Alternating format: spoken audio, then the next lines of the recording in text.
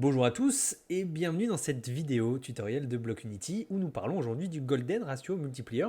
C'est un indicateur qui repose sur des multiples de la moyenne mobile à 350 jours et le concept de Golden Ratio. L'idée, c'est vraiment d'identifier des niveaux de prix mathématiquement importants où Bitcoin pourrait trouver son support ou sa future résistance. Donc ce Golden Ratio Multiplier applique des multiples allant de 1,6, 2, 3 et 5 à cette moyenne mobile des 350 derniers jours de Bitcoin. Ici, chaque ligne correspond justement à un de ces multiples.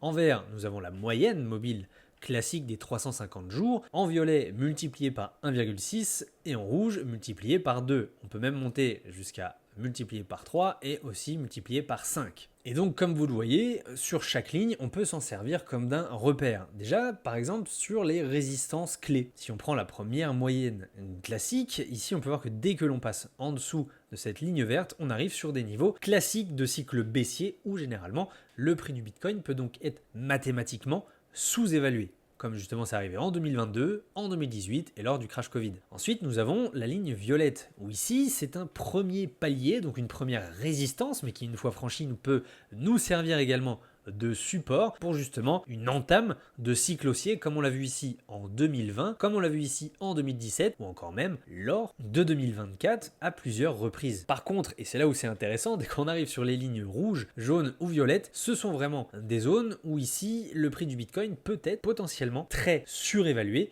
ou en tout cas ce sont des zones où, comme vous le voyez ici, en 2024, on s'est arrêté à une reprise lors du premier ATH de mars, où justement nous nous étions arrêtés ici en 2019. Et pour les lignes jaunes, eh bien écoutez, là c'est d'autant plus parlant, puisque comme vous le voyez ici, ça a servi pas mal de résistance à vraiment exploser encore plus haut en 2017 et ici en 2021. Cela nous a bien permis de comprendre que nous étions dans une phase relativement risquée, puisque le prix du Bitcoin était alors surévalué. Donc l'objectif de ces bandes mathématiques, c'est vraiment de repérer les niveaux de résistance clés pour savoir justement où Bitcoin a par le passé rebondi ou alors trouvé sa résistance, et ensuite une sorte de pouvoir de prédiction également, puisque évidemment elles peuvent nous donner des objectifs de prix à long terme ou signaler tout simplement qu'un cycle haussier est en train de s'essouffler. Si par exemple nous devions nous servir de la bande rouge pour repérer un des premiers signaux de surchauffe de marché comme là c'est passé ici en mars 2024, nous pourrons atteindre potentiellement un prix de 149 856 dollars avant justement de voir le prix du Bitcoin être vraiment